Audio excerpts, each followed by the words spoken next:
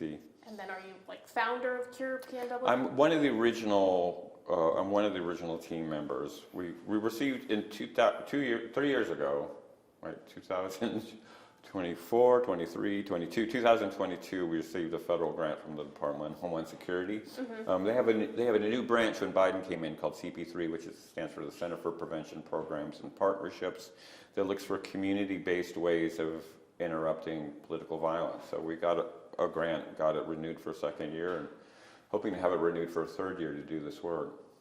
So your goal is to look for and to interrupt instances of political violence. The idea of the grant is that violence is a contagion. It works kind of like an illness. It spreads very quickly through communities. So we can use that medical model, that public health model, to interrupt the spread by finding places where it de-escalates and sort of stopping the spread. And when we started this project, the idea was, especially in the wake of Portland 2020, that we would find people that were, being violent around their political issues, whether they're on the right and the left, and just sort of get them to calm down and do some deep breathing exercises or something like that. And what we learned is that the work to do that is really building community capacity, giving community members skills to de-escalate the people in their community. So the metaphor I use, instead of putting out these wildfires, we're really clearing out the underbrush in communities and helping them have the skills to help people back away from the precipice of violence. And it could be someone who is a committed activist who's just going now into the world of violence, or it could be someone who's just sort of hit a wall and feels like violence is their only option. I mean, there's a lot of people who are frustrated about the political process. They're frustrated with voting. They're frustrated with sort of mainstream politics, and are increasingly being told by people on the margins that violence is a more effective solution. And that voice from the margins is having more and more access to people thanks to social media and the internet, and telling people that, don't bother voting. You need to think about violent insurrection. And we saw a version of this on January 6th, but we see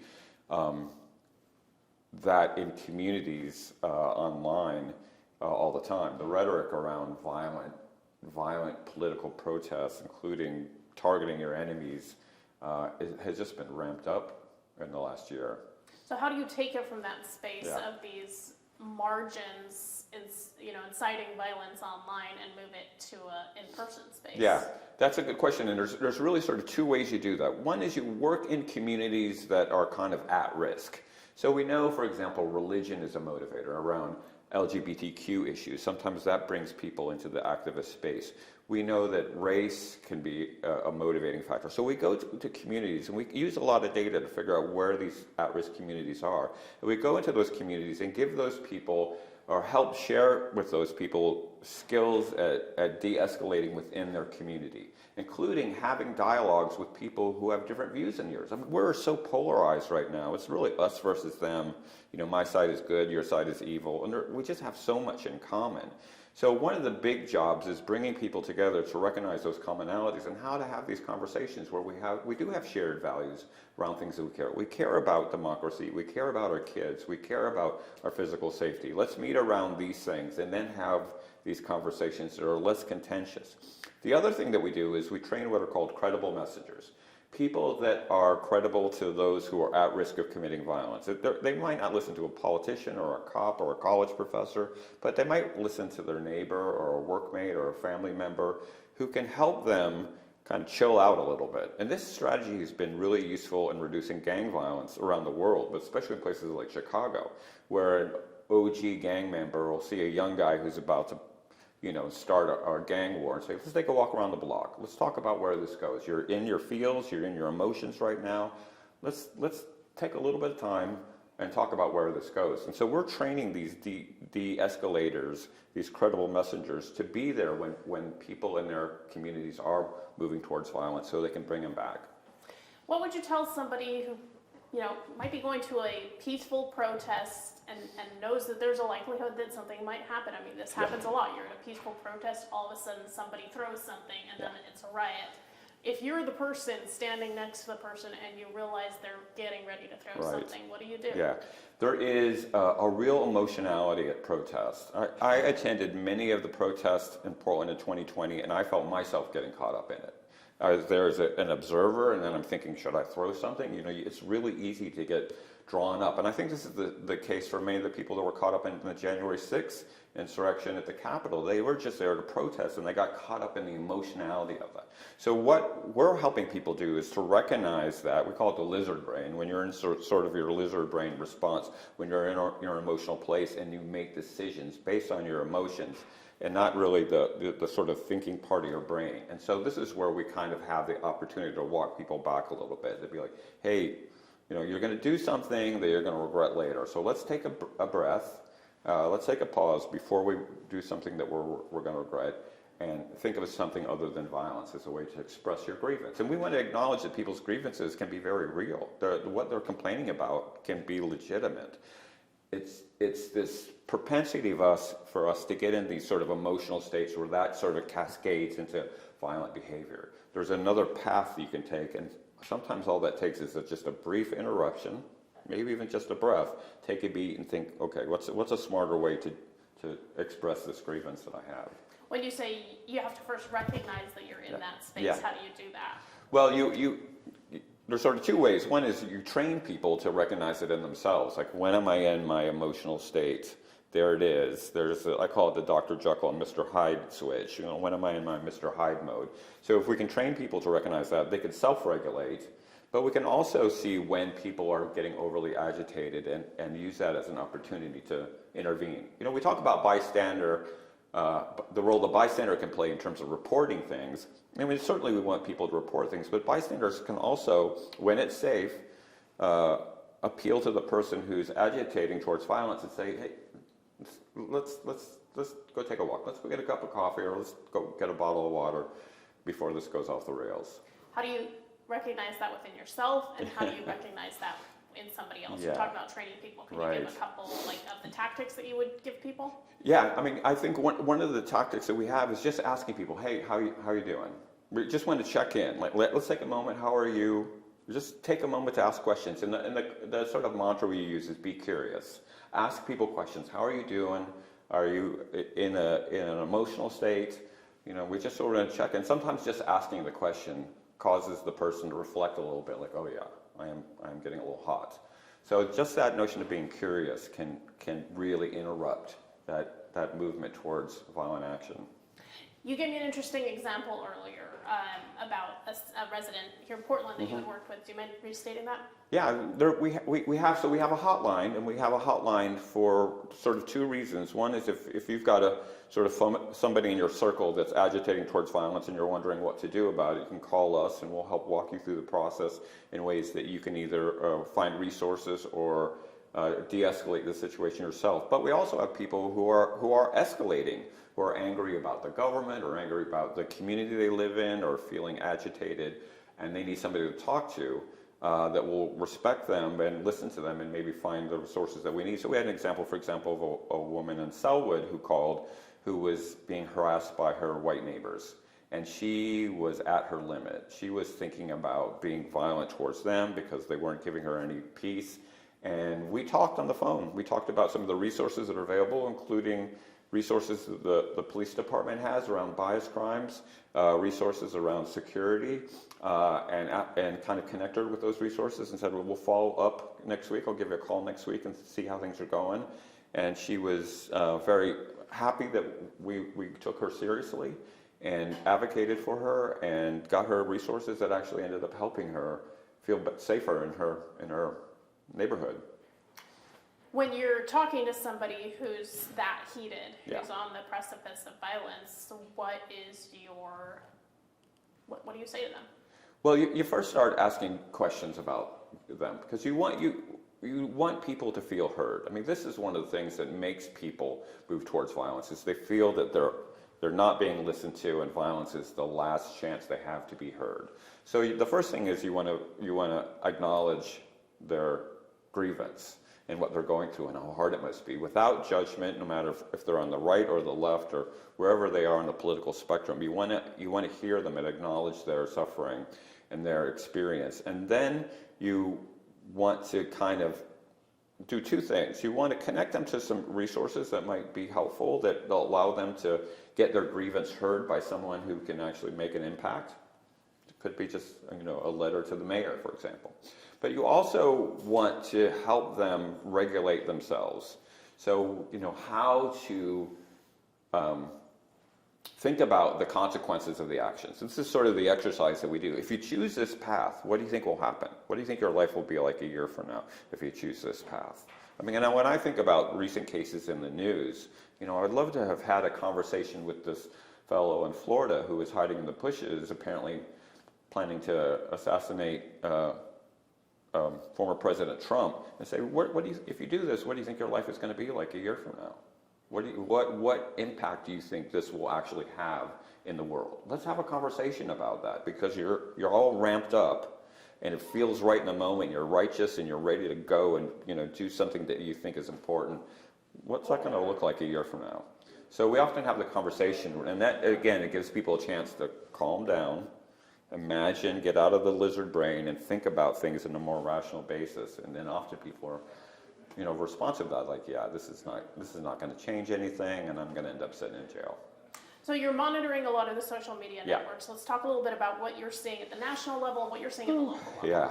So there is, I've been doing this work for a long time, since the late 1980s, and it used to be the fringe groups were physically in the fringe. They were in the woods in Montana. They were in some place hard to get to. They were, a Klan rally that's happening in a field in rural Georgia. I mean, these are the places I used to have to go to. Now it's sort of happening all the time thanks to the internet. There's a constant flow of this extremist rhetoric that is filtering into the mainstream, including conspiracy theories from neo-Nazis about Haitian immigrants in Ohio eating pets. Is now part of the mainstream political discourse. Like, this started off as a very fringe thing. And so what we're seeing is a lot of that fringe rhetoric is about political violence, is a stern belief that there is a coming reckoning in America, that democracy has completely failed. There's all these conspiracy theories about who's controlling everything, whether it's COVID or the election or the media, and that violence is the only way through it. And we're seeing those calls, including advertisements for weapons, and bullets and sutures for trauma in case you get shot, popping up all over the place on the internet, that are really adding to a belief among people that are no longer on the fringes or sort of mainstream folks sitting in front of their computer, that violence is coming and it's inevitable, and you better get ready for it. And so that's why this work is so important. We want to help people understand the conspiracy theories and the reality versus the political talk, but we also want people to have the skills to not get swept up in the emotionality of it, because it could go either way. I mean, there is a real rhetoric around civil war following the election, and it's frightening. That's what you're seeing a lot of right now on those. Yeah. And is it local? Is it national? Are you seeing as much locally? We're seeing it's national, and we do have an element of that local. We do have kind of organized groups. I'm not going to name them, but we do have organized groups here that are part of this call for violence. We have issues that are souring people on the democratic process. They believe the election is going to be stolen, so prepare for it now, and that's happening on a local level as well, both in Oregon and in Washington. We're watching both sides of the Columbia. We're hearing from some of the county clerks, at least, that this is not as heightened of an election necessarily, potentially, as it was in 2020, that they were getting more calls about fears of a stolen election at this time in 2020 than they are now. Yeah. We have had sort of two trends happening.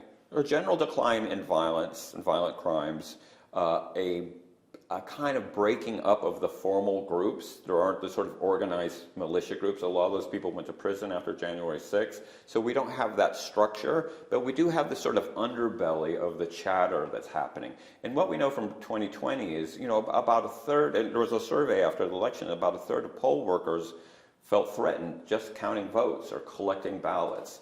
And so part of what we're doing is trying to front load the protection around the election itself, that election workers feel safe, that people voting feel safe, and trying to prevent, the sort of worst case scenario that we've been talking about. But it is a little less heated in your opinion than it was in 2020, and if so, why? It's different. It's different. It's not as organized, so that in terms of organized groups who are plotting to, interrupt things like the certification of the vote, things like we saw on January 6th. But there is just a more mainstream acceptance of this belief that this election is going to be stolen and that violence is a solution. So it's really hard to tell. I mean, this is, how do I know that somebody posting something that says, liberals will no longer be safe to walk down the street, which is a meme I recently pulled off of one of these sites. How do I know that that's not just somebody, talking a lot of smack, or that's a legitimate threat? So there are people who are a little bit more skilled in this, including in law enforcement, that are charting which one of these threats are more credible. But we do know the threat matrix is through the roof at the moment.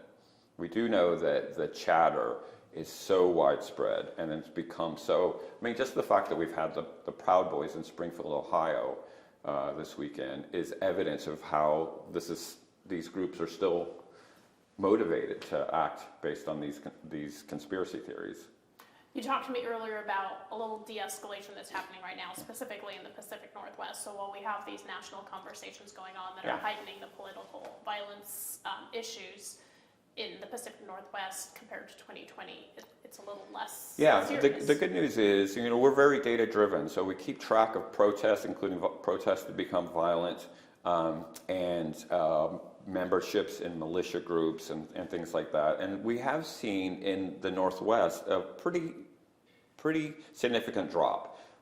Part of that is it was so elevated in 2020. Things were just so kind of intense in 2020 that you went up high and you came down fairly low. But we also would like to think that some of it is because we're building strong communities. We're doing this community capacity piece where we're getting people out to have these conversations. And sometimes it's contested. You've got a drag queen story hour at a library and people are screaming at each other over it. Okay, let's back up a little bit and have a conversation about, is this the real concern of this community, or are there other things that are more important? So I think we're doing some of that work to kind of build better communities here in the Pacific Northwest. It is helping to kind of be a buffer against some of that.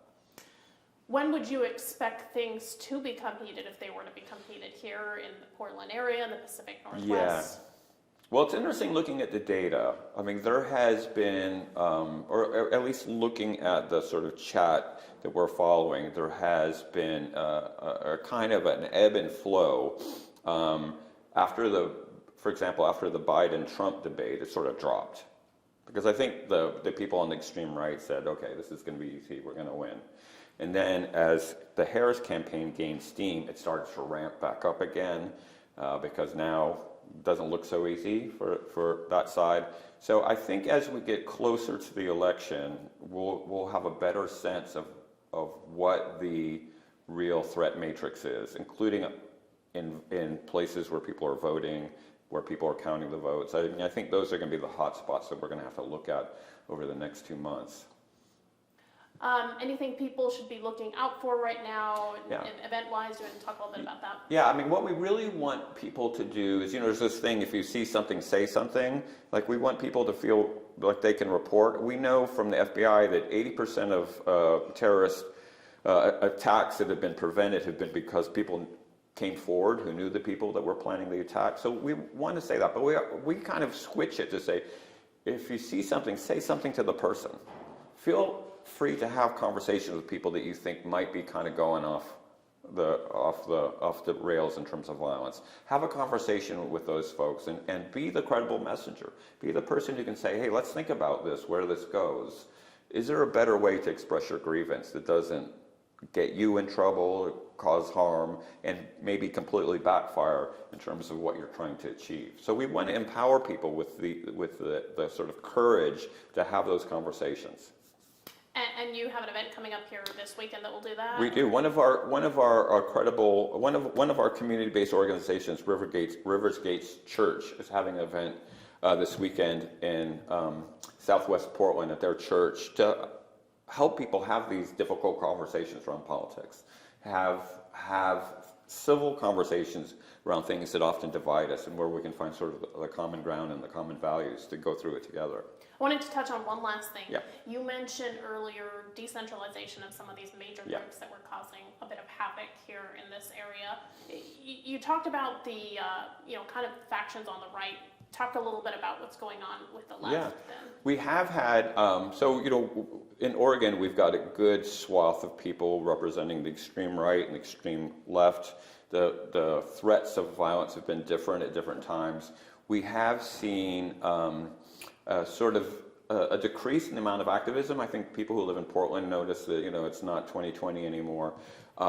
There is certainly concern that if one group wins in November and another group loses, the opposing community will come out and protest. So if Trump wins, we'll probably see an escalation of left-wing activism. If Harris wins, we'll see an escalation of right-wing activism. So both of those are sort of things that are out there that we're keeping an eye on, because they have a certain right to express themselves and protest. That's guaranteed by the Constitution. We just want that to happen without violence. Do you have any notion as to why some of these groups are decentralizing? I mean, you mentioned January 6th from the right, but what about the left? It's really it's very complicated, so I'm trying to think of a quick way, because you could do a kind of an hour-long webinar on what happened to the left. But it's largely because, what's the simplest way to answer this question? It's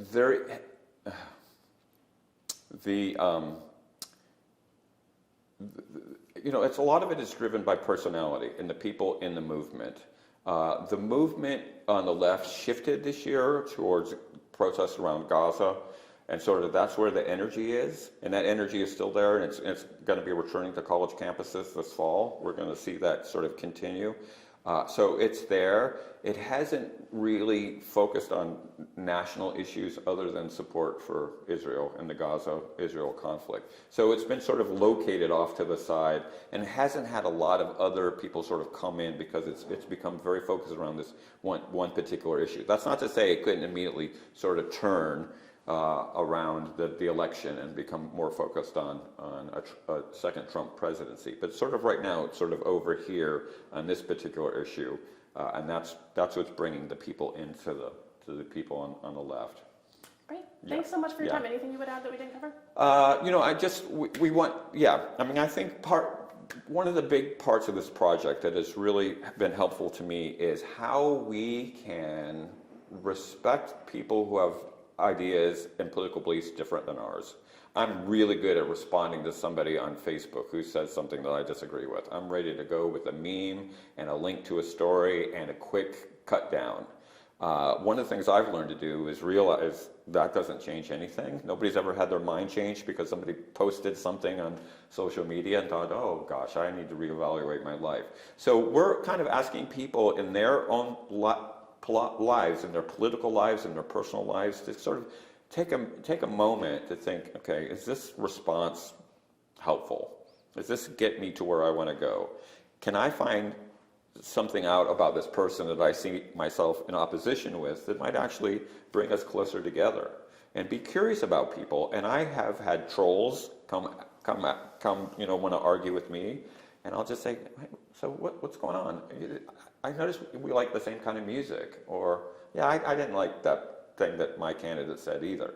And kind of have these conversations instead of always being at odds. We really want people to just sort of open up to the possibility of finding common ground and just bringing the temperature down. And that's something anybody can do. And those of us that are, sit in front of social media a large chunk of our day can do that. You know, we don't have to fight. We can be like, okay, you know, I can see your position. This is my position, and I can do that without calling you names. So that's something that, you know, we can talk about the extremists that may be planning to blow things up over here, but we're also kind of engaged in that on our own level. So again, the idea is that we're trying to change the culture, remove ourselves from these battlefields that we find ourselves in, to have these more civil conversations. And it's amazing. One of the great things about our group is we're across the political spectrum in our group. We've got very conservative people, we've got very liberal people, we've got Buddhists, we've got evangelical Christians. I mean, we've got like a whole mix of people, and we're all in it together. You know, we're committed to this notion of nonviolence. These people who I might normally be castigating or putting down or wanting to argue with or prove that they're wrong, we're on this team together because we're committed to this notion of nonviolence. So I think everybody can do that. All right. Thanks so much for your time. Appreciate That's it. a lot. I actually have a question. Oh, yeah. Thanks. Yeah. I think you kind of touched on this a little bit, but throughout history, like everything ebbs and flows. Like you have a Republican president and a Democrat president, and it goes back and forth generally. Right. And at the same time, you have, like in the 60s, you have like Weather Underground, who were bombing buildings, doing big stuff, and then that sort of switched back and got more radical in the 90s, and then it became like there's people going against deep tree forestation, and it sort of goes back and forth. But now it seems more like everyone's joining in. Yeah. Does it feel like different? Than Like I said, I've been doing this for a long time, and I used to go to Klan rallies when I was working on my dissertation, where you had to know like the secret handshake to get in. Now, thanks to social media, it's completely opened up the fringe ideologies into the mainstream, and you know, QAnon and I mean, all these sort of ideas that used to just be on the margins are now just free flowing in the mainstream, and it's insidious. I mean, it's really challenging to disavow people from things that they believe in their heart to be true, that the 2020 election was stolen. I know that it's true. I did my research. This is my mother. I did my research, which means she read something on the internet somewhere. And so it's very different now. It's very different now because I tell my students when I was young, you know, you got your news from Walter Cronkite at 6 p.m. and everybody kind of had the one source, which yet was problematic because you're only getting what CBS wants you to hear about. Now it's wide open, which is good, but there's just so much misinformation. And on top of that, we have external actors like Russia and Iran and China and all these foreign actors that are adding to that. They're filling our feeds with all kinds of disinformation, and it's like trying to, you know, mop up a fire hose of water with a tiny little kitchen sponge. Well, and you could get that disinformation in the past, but you need like a zine that somebody printed themselves, and it would take a while to get to you. Yeah. So that's why the people in your line of work are so needed to be able to say, okay, just the facts, ma'am. I mean, here's what we've got. Here's what we know, versus all this noise that's out there. It's a very different landscape. I mean, part of me wonders if that's why we're seeing a little bit of a difference now from the pandemic, is that everyone was cooped up in their house and only online, versus now you might be having those conversations with your neighbor, with your parents, or whatnot. I think that's absolutely true. I think that's absolutely a factor, is that there's more. And that's why I say, talking about in the Pacific Northwest, we're building community capacity. That is people coming out to festivals and hanging out in coffee shops and going back to work and having conversations with people with different ideologies in theirs. I mean, there is more of that happening. We were in huge silos in 2020 and 2021 where we were just, you know, and everything is being reinforced.